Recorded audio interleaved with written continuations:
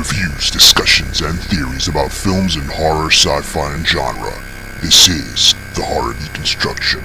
Like, share, and subscribe to hear more. What's up, everybody? It's The Horror Deconstruction. You can find us on Instagram, Facebook, but most likely on YouTube. Give us a like, share, and subscribe. I cannot repeat that enough. With your host, Komp and... Red, blue, sometimes green. And today's miniseries is... It is The Langoliers, 1995. The Langoliers, 1995. Most of the passengers of on an airplane Most of the passengers on an airplane disappear, and the remainder land the plane in a mysteriously barren airport. Wow.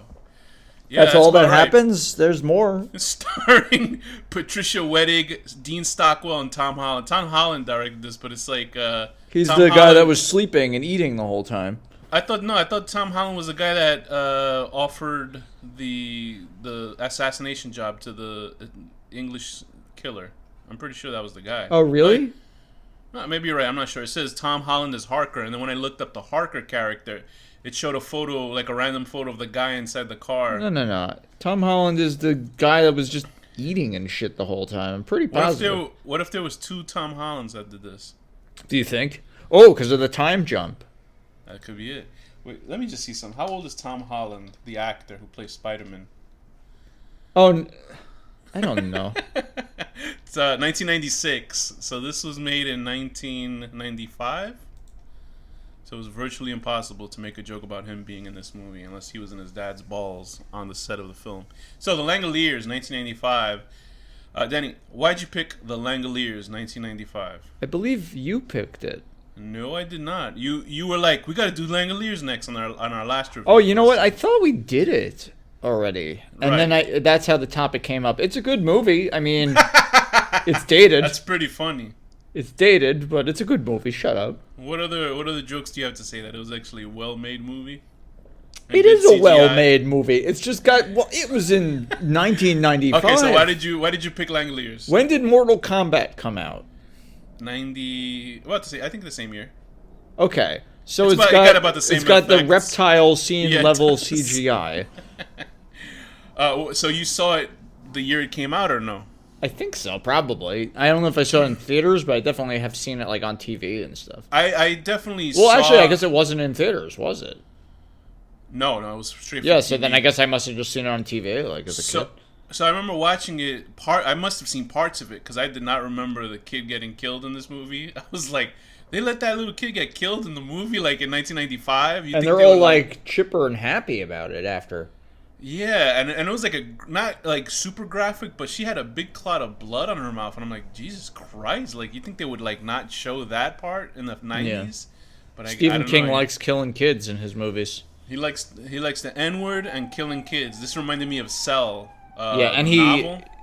he likes. Is it him that likes Cauliflower Blue? I feel like I've heard, no. Never mind. What's That's somebody Cauliflower else. Blue? In any case, go on. That sounds like a retro porn name.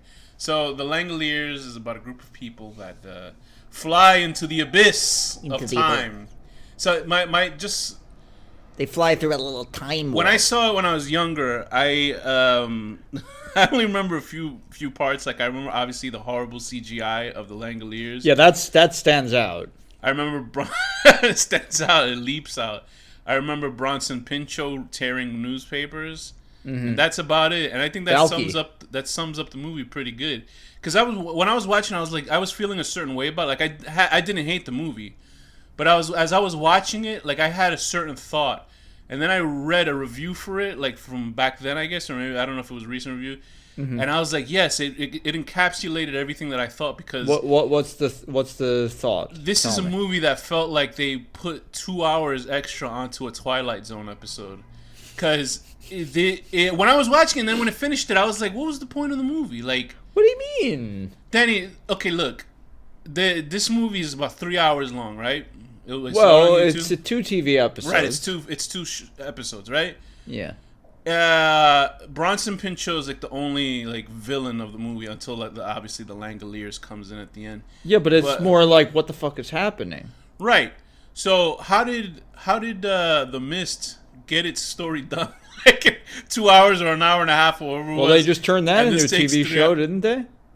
Well, I heard it had nothing to do with like the actual like it was weird like version of whatever. That's a TV show. They could stretch that shit out. You can make up. You could have a whole plot of a guy eating a sandwich. So there you go. We had a plot of a guy eating a sandwich and it was spoiled. There was no point in here. It felt like I was and they watching drank flat beer. That was a whole episode. Like the idea of the time travel. I love the idea of the time travel in this. It's incredible. Like and they got Dean Stockwell in it. I mean, in a time travel, it's appropriate.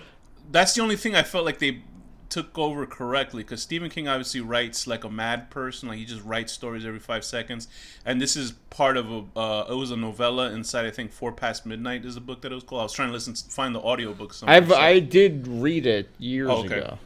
How do you remember if it was close to this?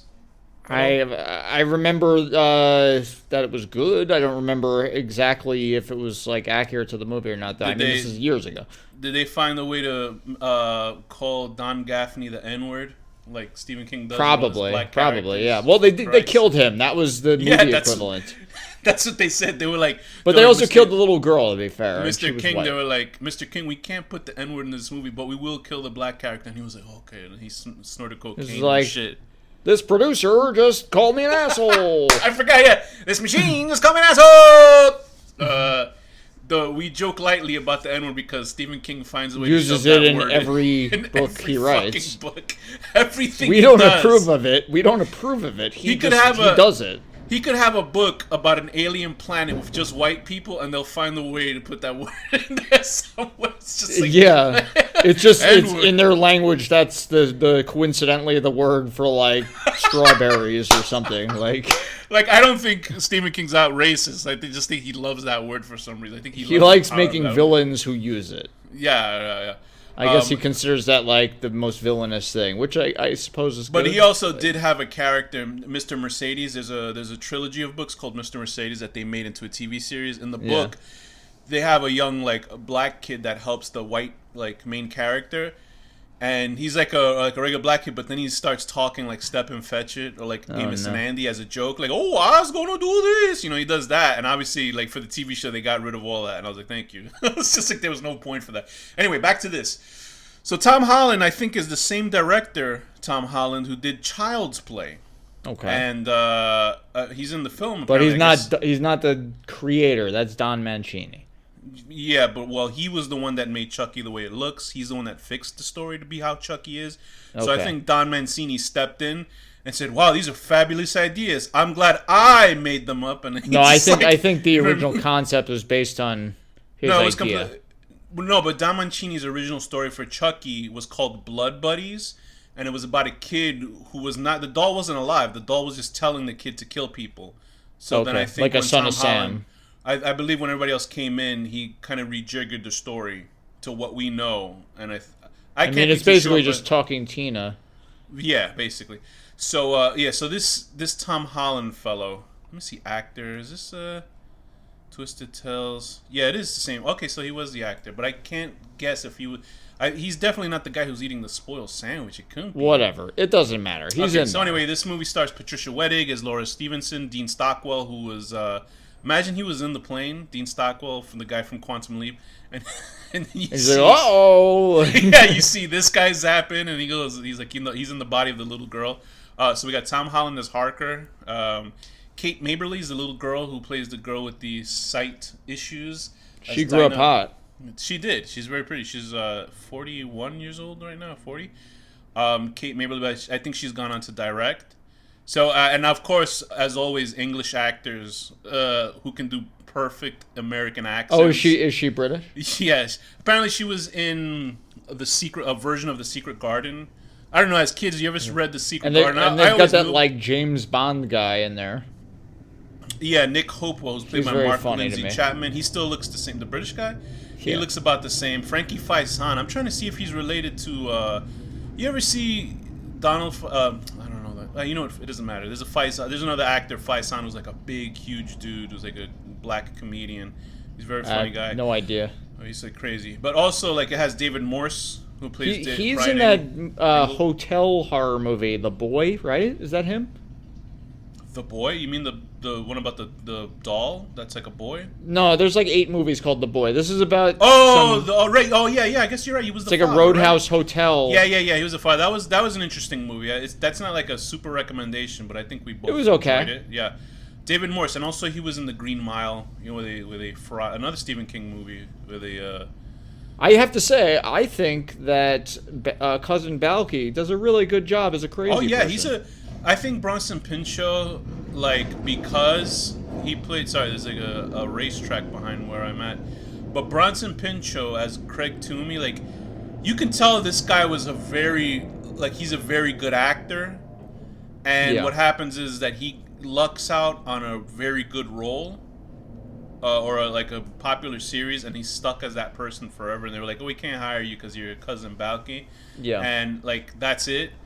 Meanwhile, he's like, and Cousin Balky is just this goofy, like, kind of racist, stereotype like, of xenophobic sort of thing. Nicholas, that one, yeah. I feel like watching an episode or two of that. It's a great show, and that's actually where Family Matters came from. Yeah, I was going to say it was a spinoff because Harriet worked there. She worked. I think Harriet worked in their office building or something. Yeah, but then I guess she obviously did. I don't know if she was ever back on the show when they were like doing it. But what a weird how the. I don't get how that becomes a spinoff. I don't know where that comes from. I think it was just probably the same producers, Imagine there was an episode where like Balky and Larry and they're there, and then you see what's his name? Who's the guy? Carl. The father Carl comes in and he fucks Harriet in the back somewhere. Or he comes in, there's a robbery, and he shoots someone in the head. And then he was a cop.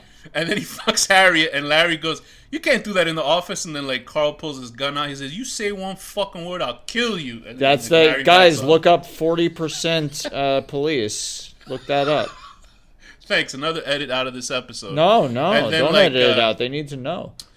So Dean Forrester is Danny Keene. I don't know who that was. James Deegan, Chris Hendry. So anyway, we are introduced to a whole bunch of characters that are on this plane. We got Brian Engel, who's the captain, who unluckily, I guess, because his wife died in a fucking fire, which is maybe it was lucky, though. Who knows? So he could thank his wife. If his wife didn't die, causing another problem, he would have been all right on a plane. All these people would have died, yeah. Yeah, they would have all went through time and shit. Actually, yeah, could you imagine they'd just be on that the plane would have crashed forever? Into a void or something, and that would have been it, So yeah, he's this pilot who finds out his ex-wife has passed away, and I guess something happened in their relationship. I think later on he said. I think he hit her. I think it says that in the book, maybe. She wanted kids. He didn't want her, and then I guess I thought he had cheated on her, but I guess it makes sense that he probably cold cocked her. So that's our hero of semi-hero of the movie is the guy who cold cocks his wife. Abusive man, yeah. So then there's also Bronson Pinchot, Craig Toomey, who plays a great over-the-top Stephen King asshole character. He reminded me, obviously, of the lady. He's a good businessman too. He reminded me of the lady from The Mist, that crazy religious lady. Just like a character. I hate Mrs. Carmody. I fucking hate her. Once again, another great Stephen King, just the scum of the earth character. She's the worst in the world. Oh my god. And you know who else was in this? Speaking of horrible villains that I hated, because one of my other top hated villains is Judy from Sleepaway Camp 1. And do you know who was in this? Was the one that gets decapitated? Paul. That was Angela's first kiss in the first movie. It's right at the end. She decapitates him, and then she does her famous pose at the end. That's the guy that's the one that's like the little mini investigator in this movie. That offensive ending of Sleepaway Camp where she's horribly misgendered. That'd be great if What is the name of him in this movie? I'm blanking. It'd be great if that guy says she's a boy or she's a boy. What did he say? He says, "Oh my God, she's a boy." She's a boy, and then you see 15 protesters come out and they start picketing him. He goes, what did I say? What did I say? I didn't say nothing. She's a boy. And they're like, how dare you? They just start screaming at him, and they scream off, and then Angela's still there with the knife in her hand, with that face on. And thanking them though, you could see the thankfulness in the eyes while holding the butcher knife. They blame all the campers for their own deaths. For being intolerant. But no, the person in this movie who played Albert, that one that was kind of whatever. He had the curly hair. He is Paul in Sleepaway Camp 1. Okay. Right. So there's a guy who wants to eat sandwiches all the time, who's hungry. I guess here's the thing: these people are all like, I'm gonna talk about it like this movie is the worst movies of all time. It's not. It just exists. I feel like they could have adapted better Stephen King movies. Because they've adapted every single one. What are you talking right? about? He's got like 50 movies. They're gonna like take like they're gonna just show up at Stephen King's house like long after he's gone and find like a list for groceries, and they're gonna say, "Wow, this is one of the best movies I haven't seen." It's just Stephen King buying like food and shit. Anyway, I mean, that was what The Mist was. And then some unfortunate shit happens. A bad day at the supermarket. It was a foggy day. He was going to the supermarket, and it turned into that. He had milk. We also have a British. Is he like a MI6? He's like a British assassin, government assassin or something. Yeah. Because I wasn't sure because this guy says, "Oh, you got to kill this lady." I guess she was the side dish of like an IRA member or something, like a terrorist guy. So unfortunately, if your girlfriend got killed just to send a message, I thought she was the lady on the plane for some reason. I thought this can't be that. Like I thought maybe he took the flight. Like it's such a romantic goodbye, and then right before he sacrifices himself for the plane, he kills her too. But it's very like convenient. Like he's like, I gotta say that's probably in a very important job. Like they hand you the person you're gonna kill like 5 seconds before you get on a plane. You would figure, you should learn more about that, but I guess not. Yeah. So that the good thing is that terrorist guy gets to keep fucking his side wife. Imagine like that's true. They showed like a scene after the credits of the terrorist terrorist they'll guy. just have someone else kill him. No, it'd be great if at the end of it, yeah, you're probably right, but at the end of it, they show like the guy fucking that, like the terrorist guy fucking his wife, and then his real wife finds it, and she hits him over the head with a rolling pin. And that's the end of the war. Comedy music. Yeah, no more Ireland bombings. and reunites and joins the UK and then then you see like a gold statue of a woman with curlers on and a fucking holding a fucking one of those rolling pins in her hand. So there's also this woman who's a teacher. These characters there's no point. This movie is like. Now here's the thing. I liked it. I thought it was fine. I put it on my TV. You don't I let sound it roll like you on. like it. Because this guy, it's raw. Listen, remember I was the guy who was like Spider-Man No Way Home, that as an entertainment movie, like nostalgia movie, it's a 9, but as a regular movie, it's like a 4 or a 5. Because I don't understand. It doesn't feel like a real movie. Like it does not. It's not a real movie. It's just like they literally threw toys at you. I enjoyed the movie. I loved Spider-Man No Way Home. I thought it was great. But if you watch it as a movie, it's not like Spider-Man 2. Like, you know how Spider-Man 2 had an actual character arc and everything? All right. All right, I'm not going to argue it. This is not character arcs. What are you talking about? But every character in here, this is like Cube in an airplane. No, I'm talking about Spider-Man. I'm not this. I'm talking about this now. This doesn't have any character arcs. What is it? The British guy doesn't want to kill somebody at the end? That's a character arc. But you knew ahead of time that was gonna happen. No, you didn't. There's a teenage couple in here where they're a couple by the end. When he said that he was a teenage boy, I was like, that guy was like 30 years old. How the fuck was he a teenage? He's like an adult male trying to. They're both act in as their a kid. 20s at least. Like Yeah, he's like this guy with like curly hair and glasses and shit, and he's just like, who is he playing? Because once the guy said, "You're gonna shoot a young boy," and I was like, who is he? Did he shoot somebody behind them or something? There's like this.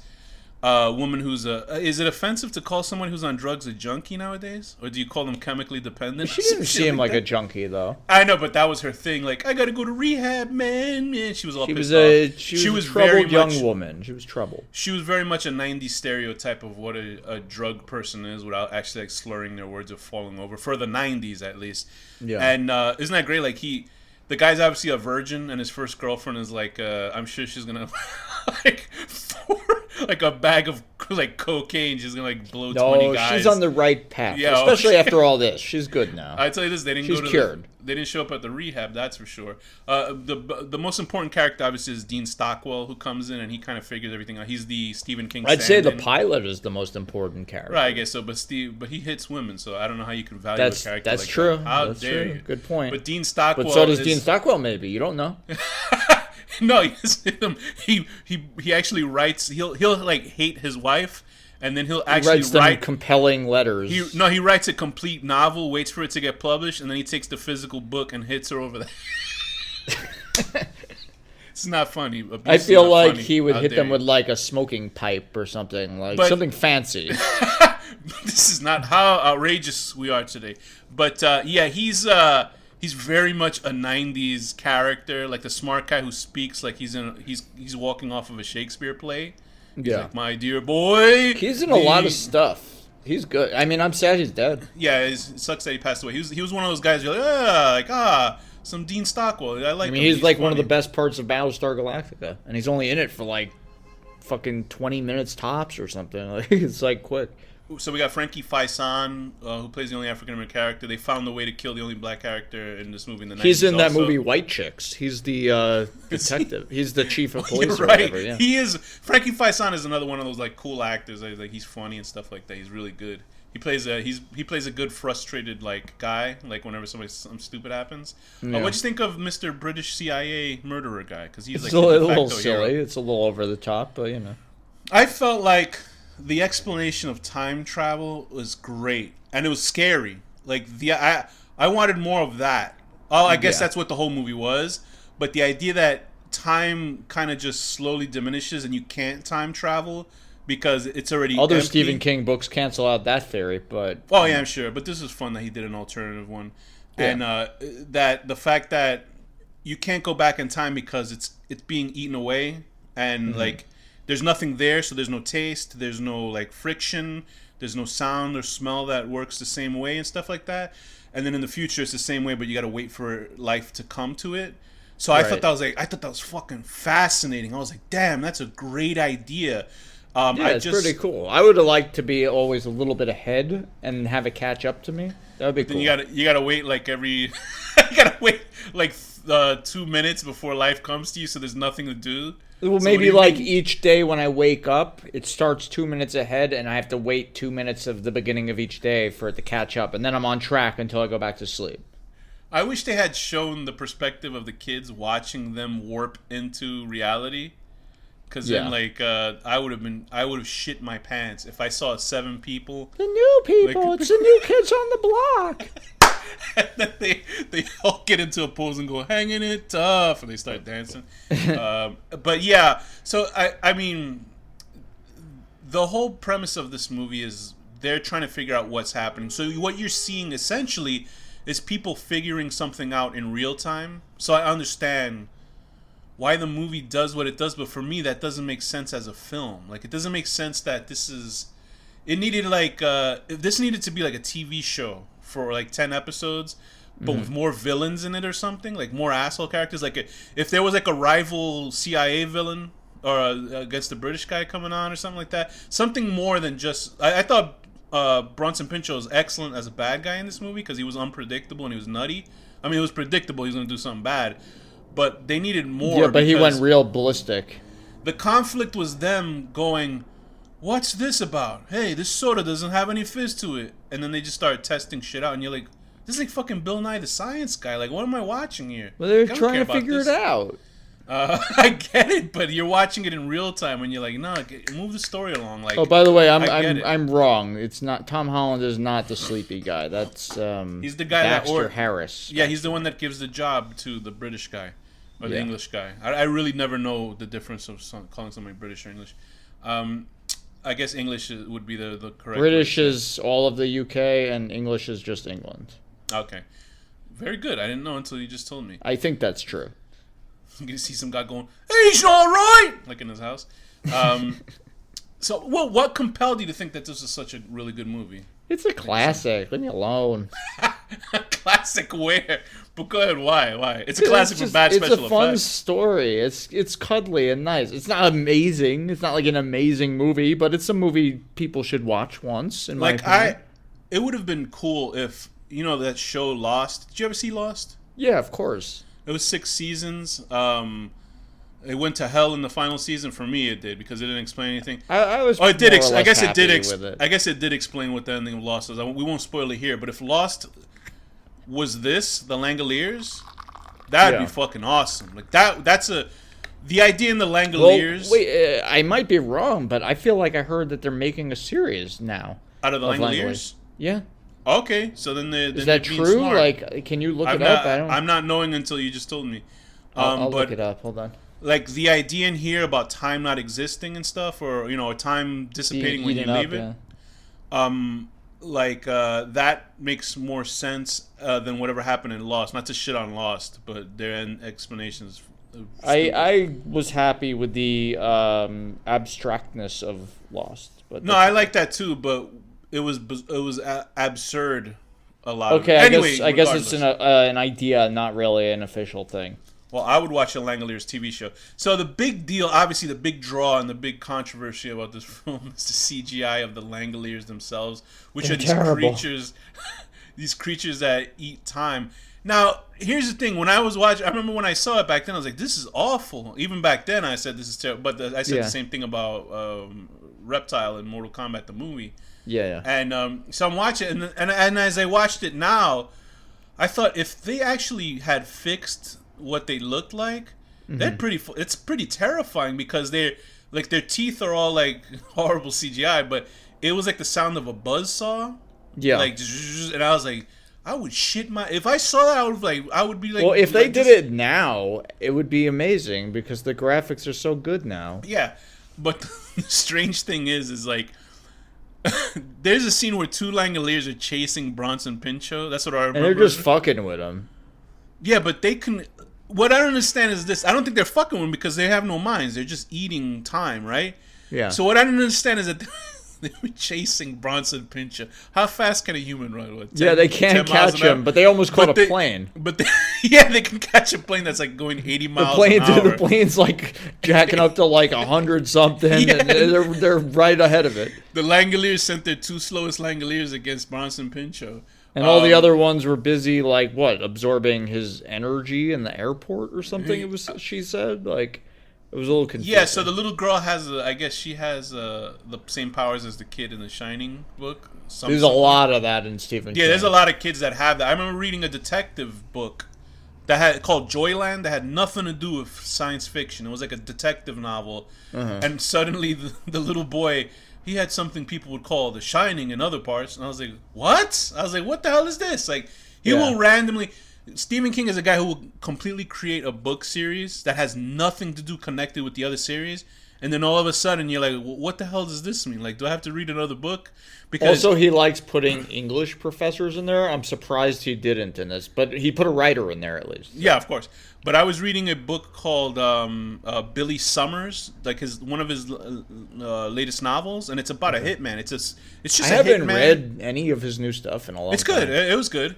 The Institute is good. It's about kids that like X-Men type of kids. But Billy Summers, these So what? kids, It's like a fire starter type of thing. No. Billy Summers is about a guy who's like a hitman, and he's on one last job. So you just hear that, you can figure out what it is. It's a hitman novel. For some reason, within the book itself, they're like, well, I was driving by this area, right? And I saw a hotel, and I saw a big albatross about it. And then when I looked back, it was gone. So it was the fucking Shining Hotel. I was like, what? Like, it's just random, and it was like cool just to hear about that. But I can imagine somebody Very self-referential. somebody reading this book that has to deal with like just a hitman novel, and then suddenly there's a disappearing building in it, and you're like, what the fuck is this? But they talk it off like if it was a haunted house. But I mean, I ask you, Danny, what is so great about this movie to you? I don't know. It's just like Is like this what all you do now? all the characters. I've it might listened just to be- It might be nostalgia, but all the characters to me are like warm and fuzzy, and I don't know. I like it.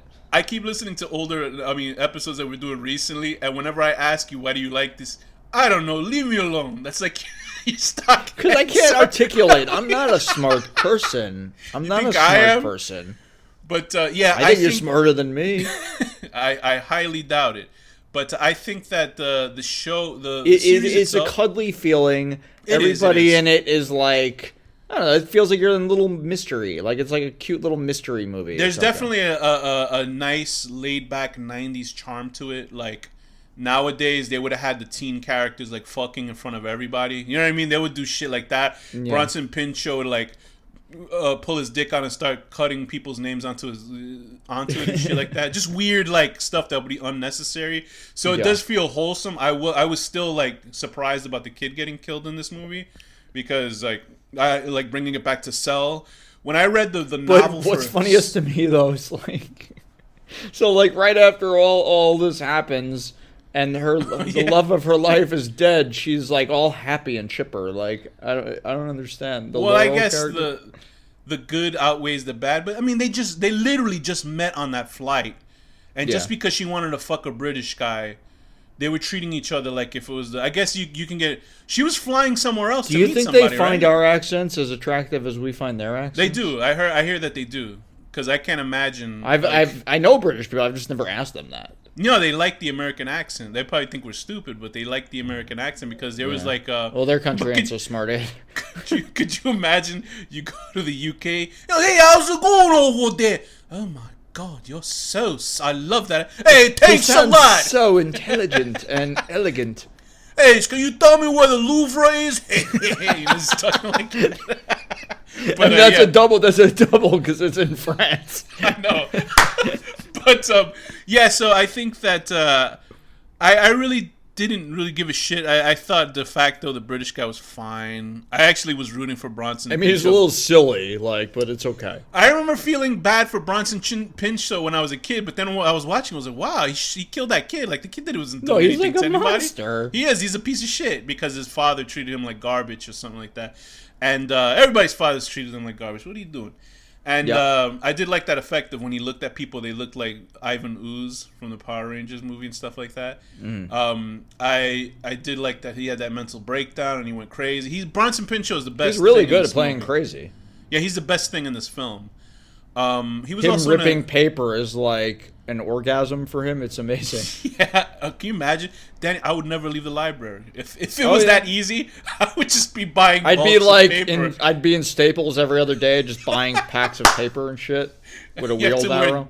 You have to wear cum diapers. So then, Bronson Pinchot obviously they'd have to mop after you left. People are just sliding and slipping behind you like a snail. You'd hear it. You know when you're in the movie theater and you step on the ground and it like sticks to the soda on the ground?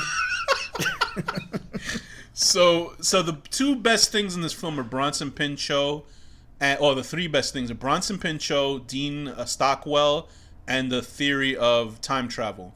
And obviously the actor David Morse is a great actor. The guy who plays a pilot. Like, you could tell this is like all the acting in this.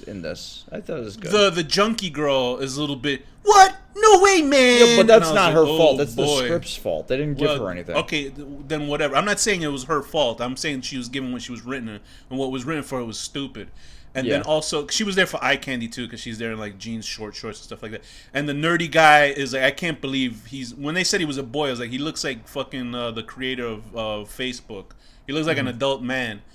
Frankie Faison is underused because that guy's a very good actor, and then he just shows up and gets stabbed. And everybody's like, oh, they killed but they're not friends. These people don't know each other really. I guess you get a camaraderie from being in that situation when you have to, help one another out. I feel like you would, or you'd be like mortal enemies, like right. Like it depends. But the British guy and the lady, like them treating it, but she was going to fly to somewhere else to meet a guy she never met, right, on the internet, right. So this guy from another like well, not the internet. That didn't even exist really. It was like some like magazine correspondence or something like.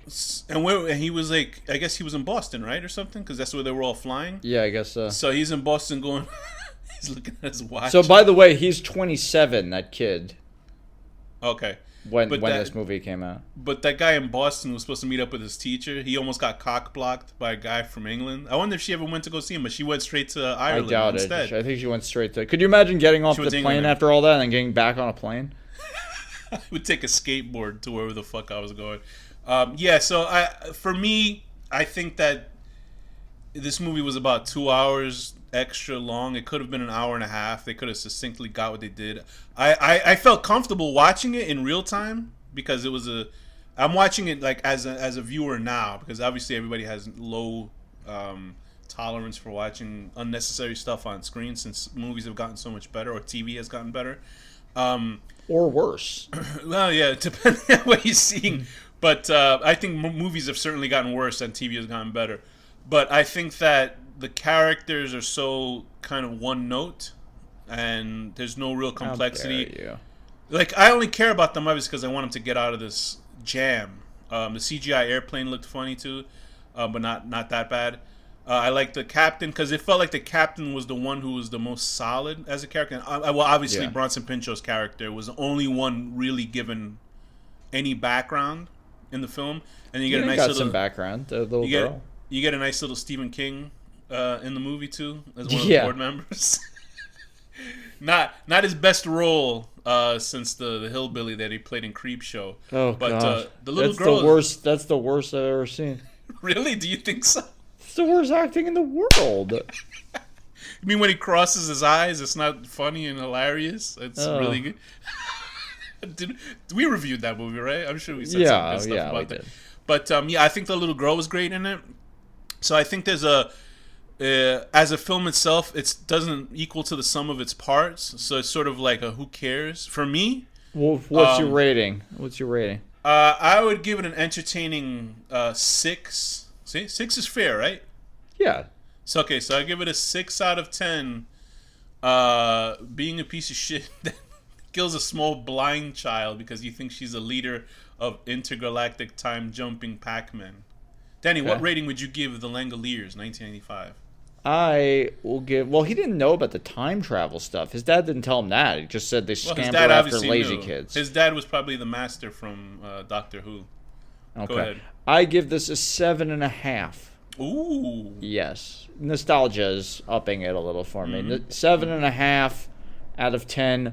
The love of your life just evaporated into some time warp, and all you have is his watch. But you're so excited that a little girl called you the new people that you're just laughing and acting as if he didn't die mere moments earlier. So what do you think happens to them? Because that British guy was scared shitless because he screamed to hell when he saw that the laser light show. I think I don't know. Who knows? Maybe I don't know. That's gotta be. But I mean, you gotta think that's like frightening because do you think their existence is wiped from time? That their loved ones no longer remember them? No, I think people obviously if you get on a plane, that means you existed at one point, and then you just don't exist anymore. So I think that there's gonna be a lot of explaining these people have to do. What's their plane? Yeah, no one's gonna believe a fucking thing they say. Meanwhile, planes are flying that same right, route. And I mean, and there's got to be a plane. I think the plane pulled up to an empty space, but I mean, like another plane's gonna pop in there. Yeah. Yeah, like what if like and it's gonna kill all the people on the other plane. Yeah, I mean it's like, but I mean like, the idea of that is great. This is basically MCU blip before the blip. And but I thought that was fascinating. There was a short a Stephen King short story called The Jaunt, which is about time traveling, and it's like a horror. It's actually very short, and it's really interesting storyline that has to do with this. And Steve, he gives like the whole history of how to time jump, and there's like a part of it where one of the creators of it, the scientists of it, because when you go into in The Jaunt, since this is Stephen King related, I know we're like at the end of the episode. What his explanation for that is that you essentially go through this portal, right? And you come out how many ever hours or how many days or years ahead of time? No, days ahead of time, right? But the thing is, you have to do it while you're asleep. So I guess Jaunt is related to this because you do when you sleep. If you do it awake, you get stuck. Essentially in limbo. Yeah, I would never do that. I would never risk it. I have insomnia. Or if you're brought back when it happens, you've aged like 1,000 years in your brain, and your eyes change colors, and you're still like you just look. Your eyeballs look different, and you've gone insane because you've been floating for forever in whatever this thing is. Yeah, I don't want to do that. Absolutely frightening because it was one of the stories where one of the scientists threw his wife into a portal and didn't open it up. So it's like the idea of this woman floating forever, never going to die. So like, it's an interesting story. So if you want to have something that's that would be a good punishment for like pedophiles and stuff. Yeah, and then you put them with a kid who's always running went 10 feet away. But I guess that gives them motivation to But keep no, you going on. So, give them like a hologram. No, but then that gives them motivation to go on. You don't want that. You want them just to suffer, I guess.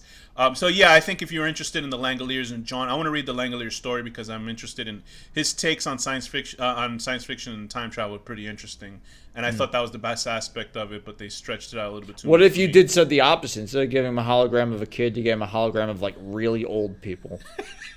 You just hear the cartoon sound like boo of their wiener going down. With that, Danny, what's the final word? Boo!